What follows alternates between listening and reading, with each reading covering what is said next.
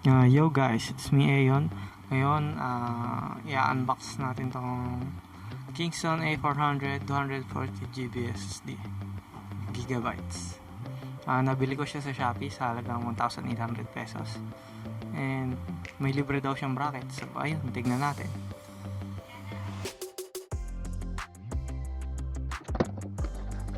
Actually, maganda yung packaging niya kasi makapal yung yung bubble wrap na laki. So bali kahit shitty yung nag-aayos ng parcel is hindi madadamage yung nasa loob kasi maganda. And binato-bato ko pa sa kapatid ko kanina, nagtitripan ko.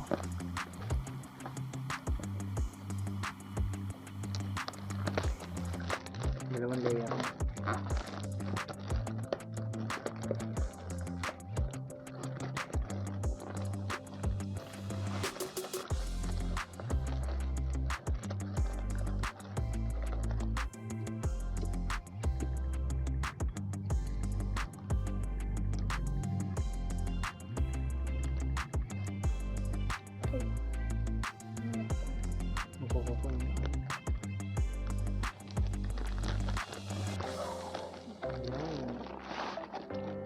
Maganda yung wrap niya.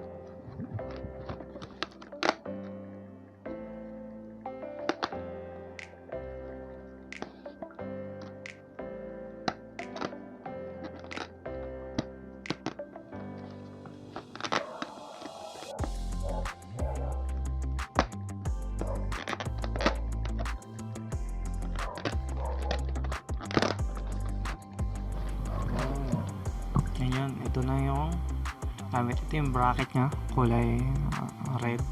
Tapos ayun yung free SATA cable, which is good thing, and yung SSD. Yan, nakikita nyo naman 240 gig. Tapos ayun sa likod yung mga barcode. Huwag yung sirain yung box kasi medyo importante yan sa warranty. Dependable sa product, pero minsan dyan nakalagay yung mga information. Kunyari, kung nagka-problema ka, sino yung kukontak mo, gano'n, sino yung email mo. Kaya ayun, good. Ngayon, ayun, bubuksan ko na. Wala palang tape yung kabilang side. Sana yun na pinuksan ko, pero wala eh. Yun yung una ko nakita kasi andun nakasulat yung 240 gig. And bubuksan ko na. Ayun, ito na yung SSD. Pansin ko sobrang gaan niya. Kahit nung sa parcel pa lang, gaan niya. Nagtataka din yung kapatid, kaya ba't ang gaan nito? Sabi ko, SSD yan eh, wala naman kasing ibang parts yan. Kundi yung case niya, pati yung mismong mainboard ng chip niya. Ayun yung SSD. Medyo pangit yung case sa gilid, ewan ko, parang hindi maayos. Pero goods naman kasi mukhang maayos yung pins. Then ayun siya, ang pogi. So ayun, nandun yung warranty. Sunod ko ipapakita is yung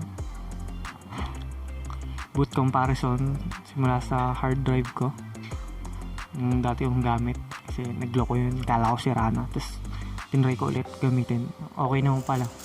Yung pala yung power supply ko yung may problema, kulang sa power. Ayun, papayta sa inyo.